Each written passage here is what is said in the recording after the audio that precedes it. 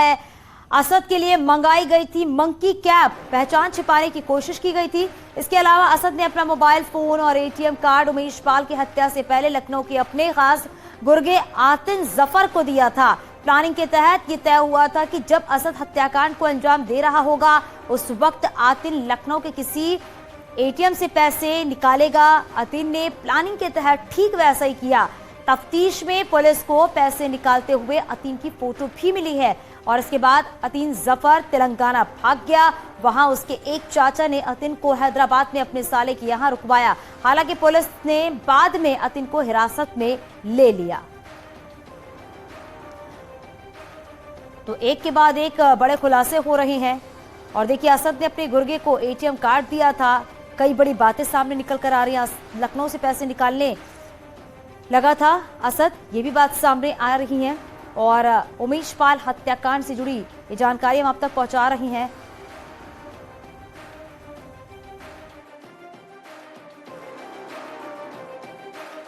BSP विधायक राजू पाल हत्याकांड के प्रमुख गवाह उमेश पाल हत्याकांड की जांच कर रही यूपी एसटीएफ और प्रयागराज पुलिस की जांच में बड़ा खुलासा हुआ है। दरअसल सभी शूटर्स में शामिल अतीक अहमद के बेटे असद को सीसीटीवी में आने से बचने के लिए एक मंकी कैप पहननी थी। जब हत्याकांड का अंजाम देने की साजिश की जा रही थी उस वक्त ये प्लान किया गया था कि अतीक के बेटे असद को एक मंकी कैप पहननी है ताकि वो किसी भी सीसीटीवी फुटेज में ना आए। लेकिन हत्याकांड के दौरान असद स्वयं गाड़ी से उतरकर बाहर आ गया ताकि लोग उसको उमेश पाल पर ताबड़तोड़ गोलियां बरसाते हुए देखें और खौफ में आ जाएं।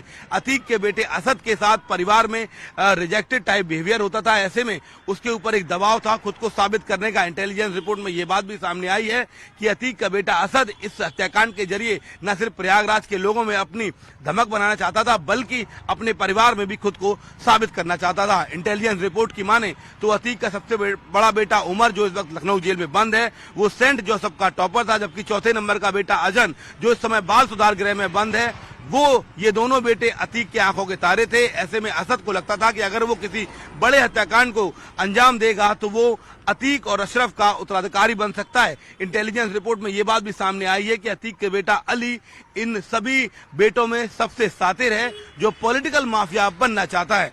कैमरा पर्सन योगेंद्र के साथ शिवम प्रताप, नेटवर्क 18 प्रयागराज।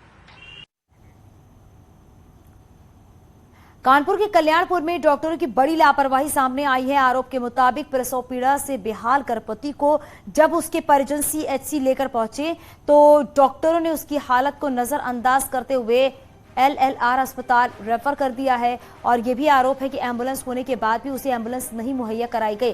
परिजन उसे ई रिक्शा से कल्याणपुर से हैलट अस्पताल लेकर पहुंचे। हैलट इमरजेंसी गेट पर पहुंचते ही उसे प्रसव हो गया। ई रिक्शा पर प्रसव की सूचना मिलते ही अस्पताल में खलबली मच गई।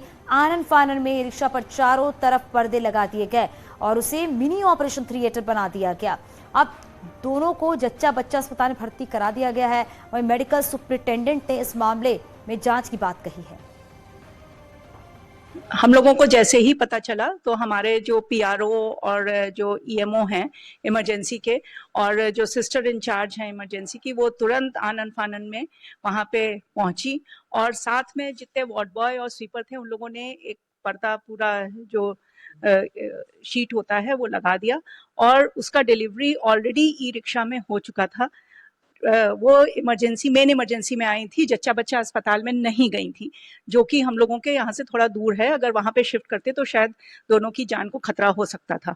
तुरंत हमारी सिस्टर ने उसका कॉर्ड क्लैंप किया और बच्चे को स्वस्थ थी, लड़की बेबी गर्ल थी।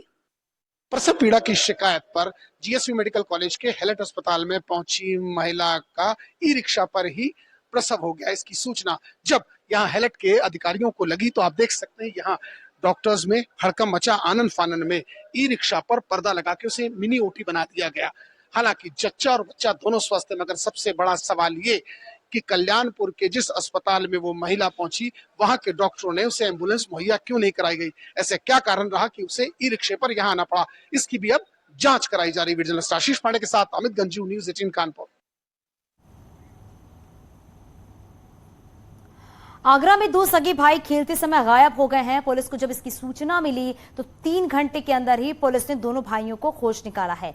दोनों भाई रोड पर रखे एक टूटे कूलर के पास सोते हुए मिले हैं। गरीब परिवार से ताल्लुक रखने वाले इन बच्चों के कपड़े फटे हुए थे और दोनों ने कुछ खाया नहीं था। ये देखकर पुलिस का दिल पसीज गया। पुलिस ने दोनों मासूम बच्चों के लिए कपड़े और खाने की व्यवस्था की। लोग पुलिस की इस मदद की तारीफ कर रहे हैं। पुलिस कमिश्नर डॉक्टर प्रतिंदर सिंह ने बच्चों को खोजने वाली टीम को 25,000 रुपए का इनाम दिया है।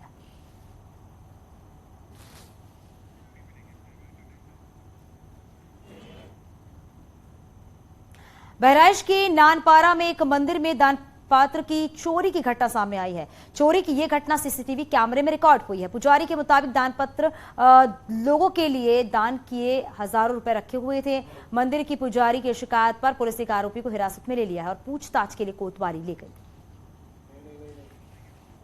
तो पुजारी की शिकायत पर मुकदमा दर्ज कर लिया गया है। पुलिस ने एक आरोपी को हिरासत में भी लिया है। हालांकि पूछताछ भी होगी। इस दौरान तस्वीरें आप देख रहे हैं, वो फुटेज सामने आ चुका है जहां पर चोरी करने के लिए पहुंचा हुआ था ये चोर और मंदिर से चोरी हुआ है ये दान पात्र जो तस्वीरों में आप देख रहे हैं।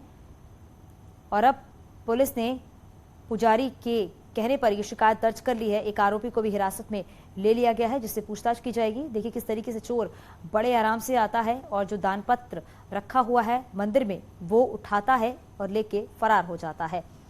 तो दान पात्र उठाते हुए ये चोर आपको दिखाई दे रहा है। पास के लगे सीसीटीवी कैमरे में ये घटना रिकॉर्ड हो गई है। हालांकि जिस एक आरोपी को हिरासत में लिया गया उसे पूछताछ भी की जाएगी। ये तस्वीर बहराइच से सामने आई है जहां पर साफ तौर पर देखा जा सकता है कि मंदिर में चोर आराम से अंदर आता है, उसके बाद दान पात्र उठाता है और फिर चलते बनता है। ये तस्वीर देखिए, मंदिर में जो कैमरे लगे हुए थे उसमें ये घटना रिकॉर्ड हो गई है।